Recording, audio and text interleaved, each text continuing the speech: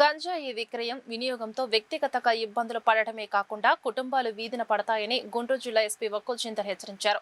East sub division పరిధిలోని rowdy షీటర్లు గంజాయి వినియోగించే వారికి బ్రహ్మానందరెడ్డి స్టేడియంలో సోమవారం యూరిన్ పరీక్షలు జరిగాయి. ఇందులో భాగంగా ఎస్పీ మాట్లాడుతూ 120 మందికి యూరిన్ పరీక్షలు నిర్వహించగా 17 మందికి పాజిటివ్ వచ్చిందన్నారు. ఇప్పటి వరకు 400 మందిని గంజాయి వినియోగిస్తుండగా అరెస్టు చేశామని చెప్పారు. పాజిటివ్ వచ్చిన వ్యక్తులపై కేసులు నమోదు చేస్తామని చెప్పారు.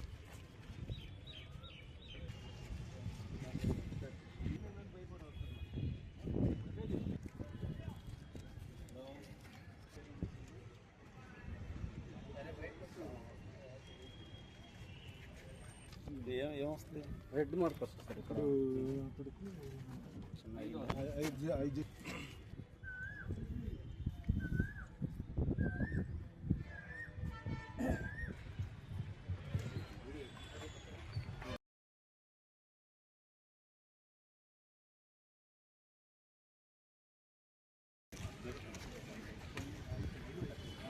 ఈరోజు గుంటూరు సిటీలో ఉన్న రౌడీ షీటర్స్కి అదేవిధంగా పాత గాంజా కేసు ఉన్న వాళ్ళకి 120 మెంబర్స్కి ఒక చోట గ్యాదర్ చేసి యూరిన్ టెస్ట్ చేయడం జరిగింది. సో పోలీస్ డిపార్ట్మెంట్ తరఫున ఈ యూరిన్ టెస్టింగ్ కిట్స్ ప్రొక్యూర్ చేయడం జరిగింది.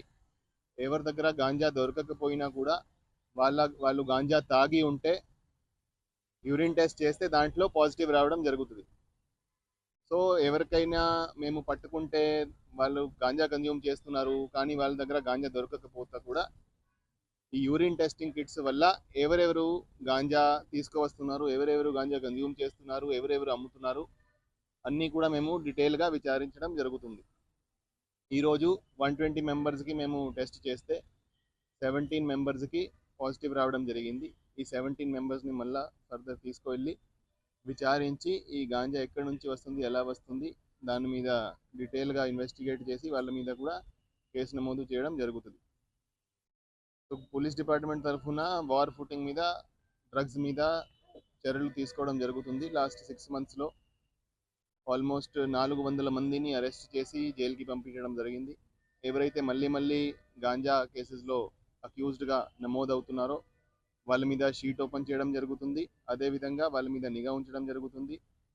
4-5 కేసులు అయినాక వాళ్ళ మీద పీడీ యాక్ట్ కూడా పెట్టడం జరుగుతుంది. గుంటూరు జిల్లాలో ఇప్పటికీ 10 మంది మీద పీడీ యాక్ట్ పెట్టడం జరిగింది. వాళ్ళు లోపల ఉన్నారు.